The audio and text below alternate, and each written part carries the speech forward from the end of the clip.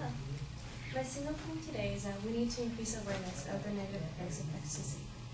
And originally I was going to talk about something else, like I was thinking about talking about the effects of high heels on your feet, but that seemed kind of boring. But no, actually the reason I changed my mind is because this weekend, I forgot what the rave was called, but one of my coworkers went to this rave on Saturday, and on her way back, she got into a car. She took ecstasy. Her and all her friends took ecstasy. They got into a car, and they were driving while on ecstasy and drinking. And they came this close to getting into a car crash that was on her side, and that probably would have killed her on the spot. So that's why I just talked about that today. Now, first I'll provide some factual data about what ecstasy does to your body. According to the article, Death-Causing Effects of Ecstasy by Jonathan Pitts, he states that the usage of ecstasy causes irreversible long-term damage to the parts of the brain controlling thoughts and memory. It causes hallucinations, increased blood pressure, your body temperature increases, you get dehydrated very quickly, and all these effects are made worse when you drink or take other drugs along with ecstasy. Pitts also states that most ecstasy users are the young crowds who go to parties and experiment with these drugs without knowing the bad effects. Now, if we were to increase our awareness of what exactly happens when you take ecstasy, then perhaps they'd say, hey, maybe that's not a good idea, drinking an ecstasy. Now, another study by the Center for Addictions Research, it states that among people aged 19 and over who use drugs recreationally at parties or raves, the number taking ecstasy has nearly doubled in the last 4 years. Now, this tells us that there's more people using it nowadays.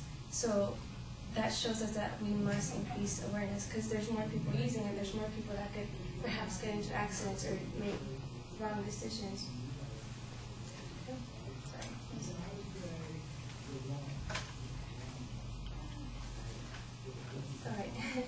An example of ecstasy's devastating effects on an individual's family is demonstrated in an article by the British newspaper The Guardian, where the author Carolyn Davies writes about a 13-year-old girl named Isabel Jones Riley who overdosed on ecstasy pills while she was at a party. Now what happened is that they were at the party and this guy found this bag of pills that they did not know what they were.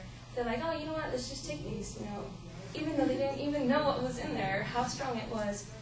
And they took them, and later on in the autopsy, it was declared that yes, it was ecstasy. It was she took twice the amount needed to overdose without knowing. And it states in the article that not only did she take the pills without knowing what they were, later on when she started having the effects of, she started hallucinating, she started seizuring, having foam coming out of her mouth, she kept repeating, don't call my parents, don't call my parents, I do not want to get in trouble. And of course her friends, I do not understand why, they didn't even call 911 because they didn't want to get in trouble. Now, if they were aware of what the signs of being overdosed were, they would have probably called 911, but they didn't. In conclusion, when we were kids, we had that whole DARE program where we were taught, just say no, just say no. When you think about it, it's not enough anymore to just tell people, just say no, or don't do this. Because the harsh reality is that people are still going to take ecstasy even though it's illegal. The least we can do is educate people on its effect on your body and educate on what happens, what could happen if you overdose, so that at least they know what they're getting into and at least they know when to stop and when they should call 911.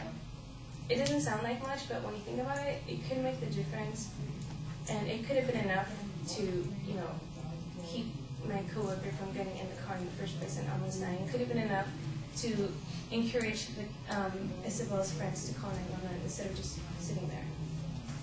And that is nice and